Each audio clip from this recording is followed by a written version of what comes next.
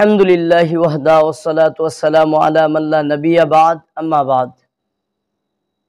একটি অসতর্কতা, এটি হচ্ছে মোবাইলে আল্লাহ তাআলার কালামের রিংটং বা আজানের রিংটং দেওয়া।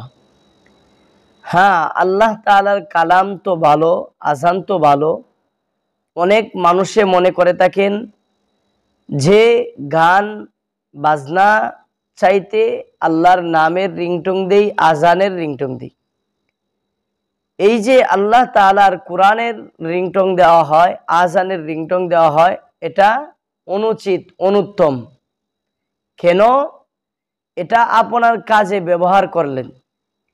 আল্লাহর কালামকে নিজের কাজে ব্যবহার করা যায় না।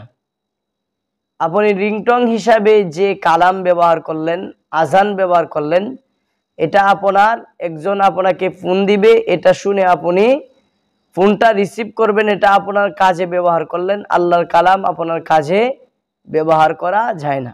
এক। দ্বিতীয়তে হচ্ছে এই আজান বা কোরআনের তেলাওয়াত যদি আসে, মানুষে আজান কোরআনের তেলাওয়াতে শোনার জন্য মশগুল থাকে না, ফোন রিসিভ করার জন্য মশগুল থাকে, এই জন্য তারা মনোযোগ দিয়ে শুনে না। দুই। তৃতীয় নাম্বার হচ্ছে আজান এবং কোরআনের রিংটং যে দেওয়া হয়, যে কোনো মুহূর্তে আপনার কল আসতে পারে। এমনও হইতে পারে আপনার মোবাইল নিয়ে আপনি বাথরুমে আছেন, টয়লেটে আছেন, এই টয়লেটে থাকা অবস্থায়, বাথরুমে থাকা অবস্থায়, নাপাক থাকা অবস্থায় হঠাৎ করে কোরআনের তেলাওয়াত বাজতে থাকবে রিংটং, হঠাৎ করে আজানের দবনি আসতে থাকবে রিংটং। এটাও অনুচিত, এটাও অনুচিত। বাথরুমের ভিতরে কোরআন বাজবে, বাথরুমের ভিতরে আজান হইতে থাকবে, এটাও কি অনুচিত।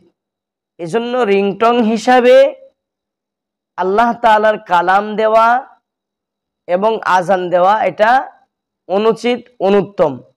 হ্যাঁ, অনেকে মনে করে থাকেন গান বাজনার চাইতে তো আমি আল্লাহর কালাম দিলাম, এটা ভালো। হ্যাঁ, আপনার নিয়ত ভালো, কিন্তু এটা অনুত্তম, অনুচিত।